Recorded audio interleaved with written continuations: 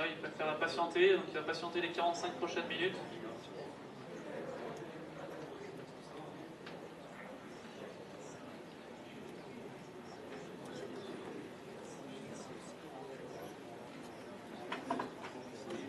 Voilà, exactement. Il dit traiter 30 contrats pour avoir 1000 € de gain parce que ça bouge très peu, c'est beaucoup trop risqué.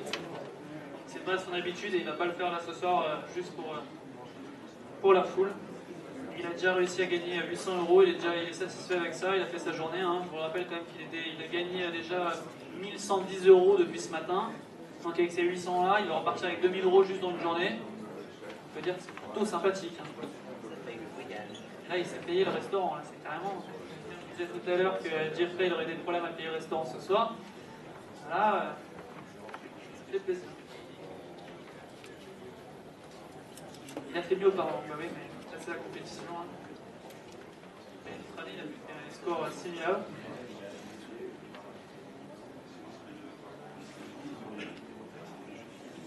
Alors du côté français, on est toujours en position longue, surtout 30 contrats S&P.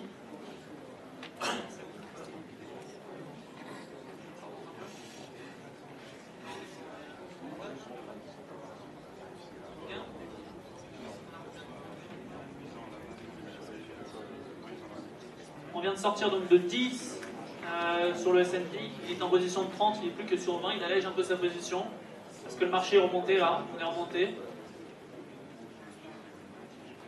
Voilà, vous avez Time and Sales qui est affiché. Donc il en a revendu, donc là c'est le fin, c'est combien là? Ouais, ça dépend sur lequel on prend.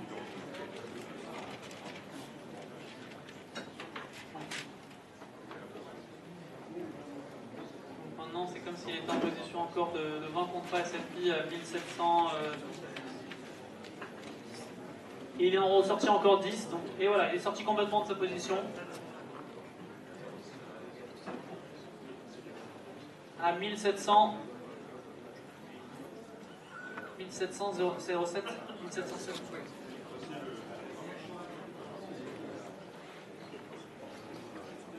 1707, voilà. Donc ça lui fait un gain. On est à combien là de gain?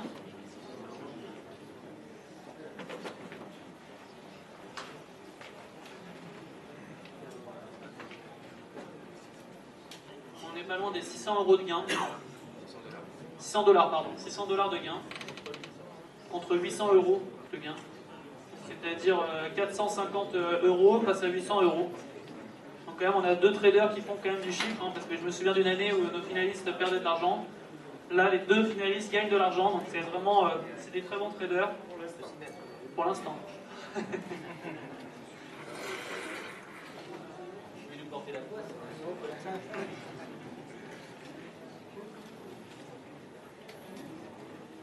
Donc là, aucun des deux traders n'a eu de notre position. Connaissant Rob, il va attendre. Hein. Il va vraiment attendre le dernier moment, il va voir si Tarek fait quelque chose. Sinon il ne bougera pas. Hein. Alors, la réaction, là, on regarde vers Tarek. Quand sera la réaction du côté français?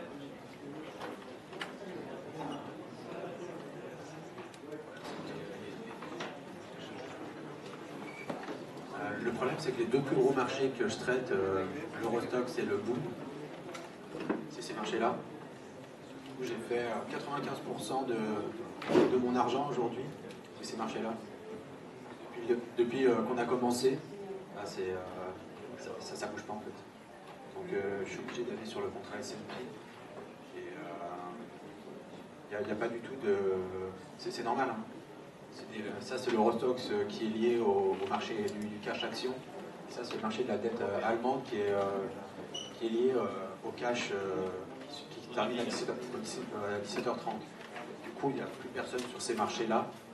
C'est pour ça qu'il y a un lot qui se fait par-ci, un lot qui se fait par-là, mais tout tradé. Le seul contrat qui est encore tradable, c'est le S&P. Donc, on est obligé de se rabattre sur le S&P ou alors les commodities avec le pétrole et l'or que je traite pas du tout. Les marchés, les trois indices, Dow Jones, S&P, Nasdaq, ces trois marchés en fait qui sont ouverts à cette heure-là et qui peuvent être tradables, mais c'est pas vraiment adapté pour le scalping sur Canada parce qu'on voit bien que la volatilité c'est pas la même. On est resté à 9 depuis le concours, l'ouverture, on était à 9, on est resté à 9. Et alors que là, on a fait 1, 2, 3, 4, 5, 6. On a fait presque 15 points de S&P. C'est vrai que quand on a une stratégie qui est basée sur le scalping, c'est un peu de savonnet que de trader sur le S&P parce que c'est un marché qui est très très volatile.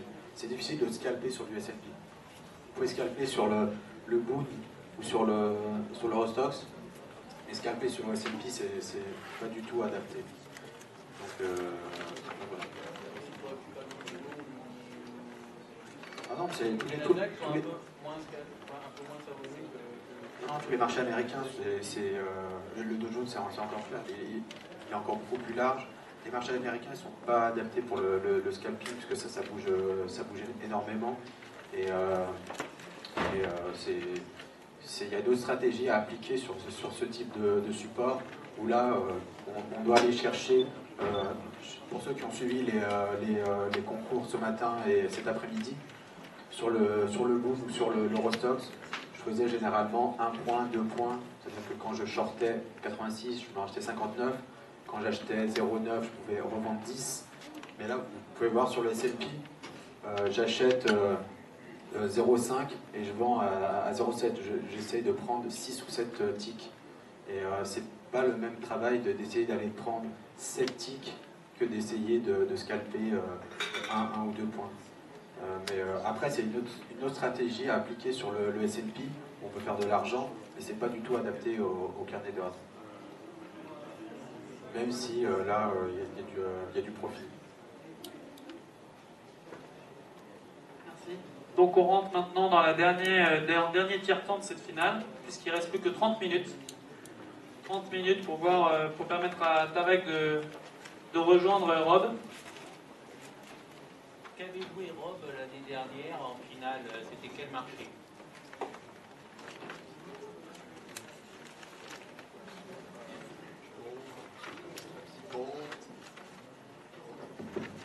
Gold, crude oil, and DAX. À 8h, à 20h? Oh, For the final. I think it was gold. No S&P, nothing. What people need to understand here, I don't know the translate. Who speaks English really well? French. I don't speak English. I don't know exactly, I apologize, what Tariq has said to you, but I will tell you that it's fun to all be here today to watch this and professionals trade with big size. Donc c'est sympa d'être ici et de regarder la compétition en temps réel avec des vrais traders. And that's great to make thousands of dollars between Tariq and myself. De gagner de l'argent en plus de milliers de dollars juste devant le public, pour lui c'est très sympa. But there's also a lot of risk involved when we're taking trades right now. I will tell all of you here, if we weren't together, Tariq and I weren't here right now on a Friday at 12:30 in the afternoon, on a Friday, on which options expiration, me, I'd be gone. Donc il explique qu'en fait il y a aussi beaucoup de risques qui est impliqué dans cette compétition, parce que lui, s'il était chez lui au calme, à cette heure-là, il serait pas sur les marchés, il serait parti depuis longtemps à l'expiration des options et des futurs. You notice that the first $1,400 I made today was all on 2 or 5 contract trades, smaller trades.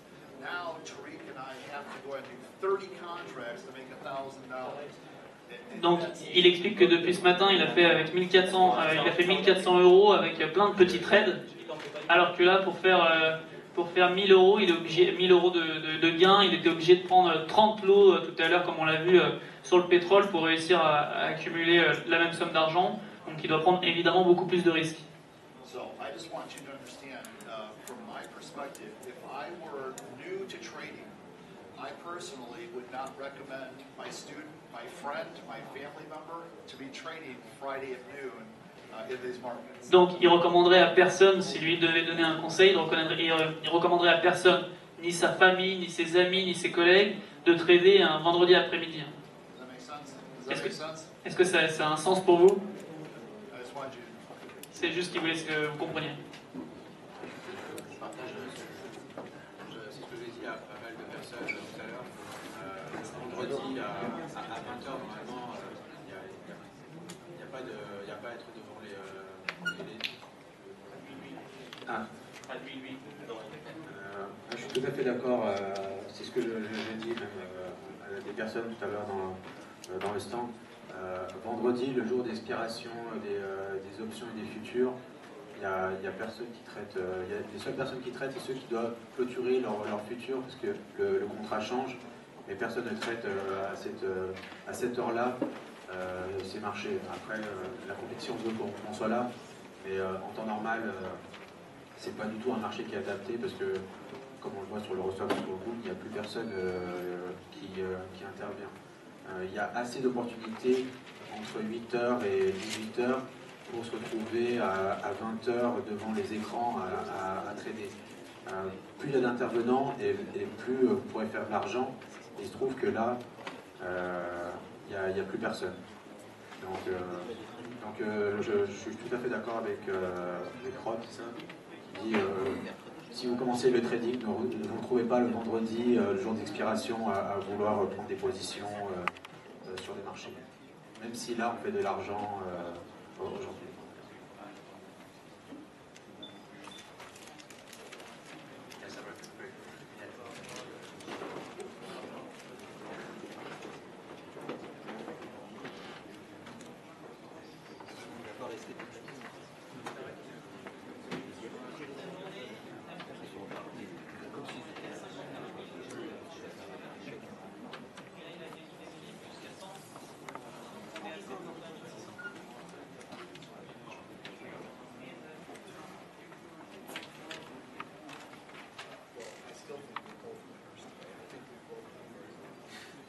Il estime qu'on a tous les deux gagné aujourd'hui.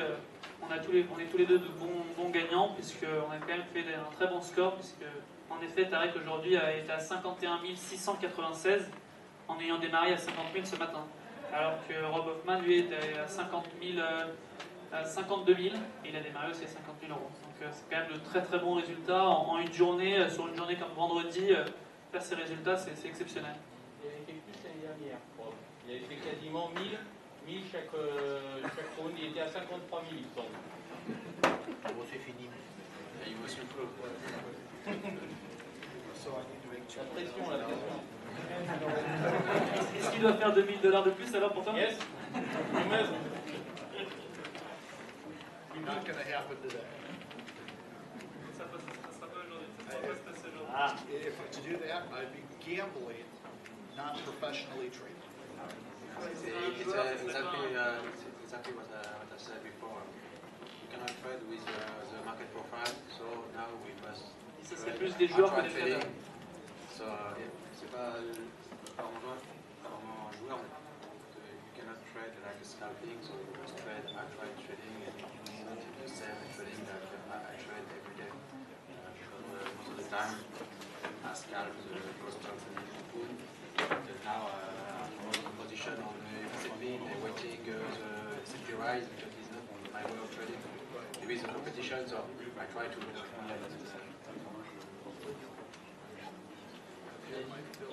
Il disait la même chose que tout à l'heure, c'est-à-dire que c'est pas sa façon de trader. Il traduisait ce qu'il avait dit tout à l'heure en français. Que c'est pas sa façon de trader, lui il est plutôt scalper et que trader sur ce genre de marché à cette heure-là, c'est plus du scalping, il doit prendre des positions directionnelles, c'est pas son jeu.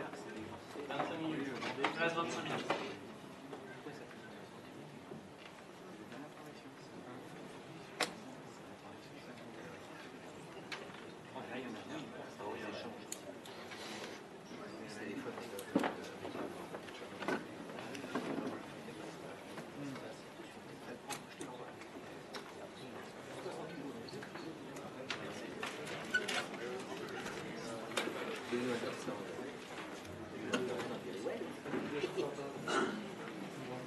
Tariq can trade on target. So what we have here, because today is so small ranges, tight ranges. Parce qu'aujourd'hui on a vraiment des petits écarts sur le marché. What I have here is I have a couple of tick charts. Donc il a un couple de tick charts, deux graphiques. This is the S&P, gold, and crude oil. Donc S&P, or et crude oil, donc pétrole. And then this is the S&P 2-minute, 5-minute, 15-minute, hourly and daily chart. Donc 2 minutes, 5 minutes, 15 minutes, les graphes, et daily et heure, et en heure aussi. Normally, my charts don't look like this, but because of one monitor, I didn't bring extra monitors, one monitor, I'm putting a lot of information on a very small graph, so it looks very colorful. Donc il explique que comme il n'a pas l'habitude de trader sur un seul écran, là il était obligé de tout concentrer sur un seul moniteur, enfin un seul écran. Et donc c'est vrai que ça donne beaucoup de couleurs, alors que d'habitude chez lui, je pense qu'il a l'habitude d'avoir plusieurs écrans, donc c'est plus simple pour lui d'avoir plus d'infos. Là il est obligé de tout concentrer. But typically, these three charts, I don't even have. I'm just doing that because it's a Friday, options expiration, in a very slow market because of the FOMC announcement 2 days ago in the United States. Alors il explique que là d'habitude ces trois graphiques en haut à droite, il n'a pas l'habitude de les utiliser, mais parce qu'on est vendredi et à l'expiration des options, des futurs, et qu'il y a Ben Bernanke qui a parlé il n'y a pas longtemps, il était obligé de les mettre. So instead of focusing on a 5, 15-minute and hourly chart like I would normally do on a regular day when I'm at home, Monday through Thursday, when life is good, I'm sitting here having extra charts because of the smaller movement in the overall market. Does that make sense to everybody? Donc il explique que d'habitude il utilise simplement le 5, le 10 et le graphique en heure, parce que c'est dans les jours normaux, quoi, quand la vie tout va bien, mais que comme on est vendredi et que c'est un petit peu particulier,